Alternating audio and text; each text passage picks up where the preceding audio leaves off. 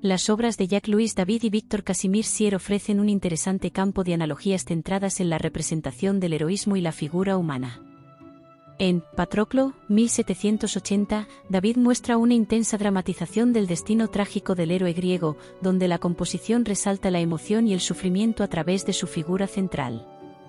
Por otro lado, Leónidas en las Termópilas, 1814, refleja una lucha por la libertad, simbolizando el sacrificio y la valentía ante la adversidad. Esta obra, al igual que Estudio de figura, 1846, de Sier, se enfoca en la anatomía y el movimiento del cuerpo humano, pero Sier aporta una visión más académica y técnica, enfatizando la precisión del dibujo. Ambas obras, aunque diferentes en estilo y enfoque, dialogan sobre la grandeza del ser humano en momentos de crisis, explorando la tensión entre la estética y el significado moral.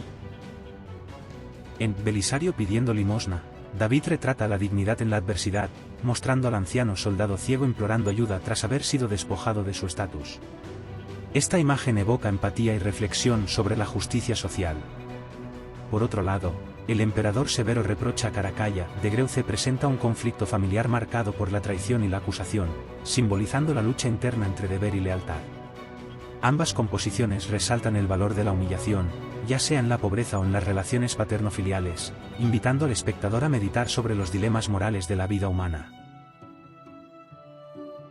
En las obras de Jacques-Louis David y José Casado de Alisal, se pueden trazar analogías significativas en el tratamiento del dolor y la tragedia. En El dolor y el arrepentimiento de Andrómaca ante el cuerpo de Héctor, David captura la profunda tristeza y el desasosiego que siente Andrómaca al contemplar la muerte de su amado, simbolizando el sufrimiento humano frente a la pérdida irremediable.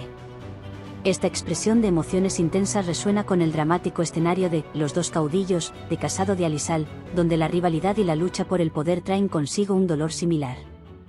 Ambos artistas, aunque en contextos diferentes, exploran la fragilidad de la vida y la carga emocional que pesa sobre los personajes, reflejando la condición humana en momentos de crisis.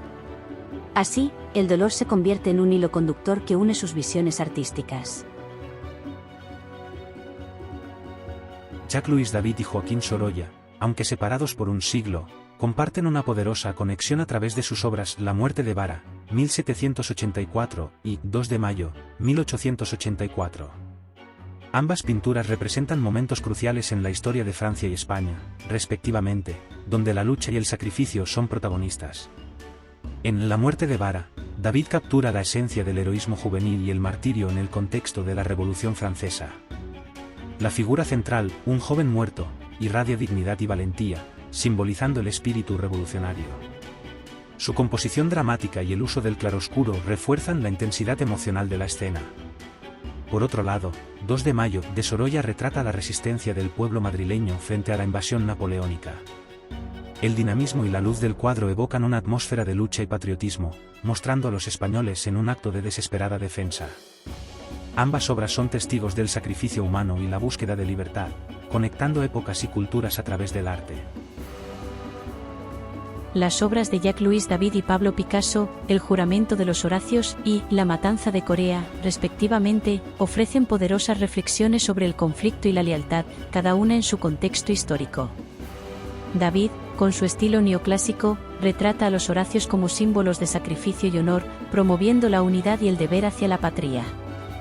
Su composición revela una tensión dramática, donde la fuerza de los hombres contrasta con la fragilidad de las mujeres, enfatizando la guerra como un imperativo social. Por otro lado, Picasso utiliza el cubismo para abordar la brutalidad de la Guerra de Corea, mostrando la violencia y el sufrimiento humano.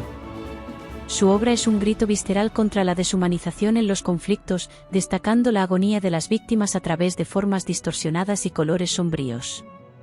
Ambas piezas, aunque diferentes en estilo y época, comunican la complejidad de la guerra y su impacto en la humanidad.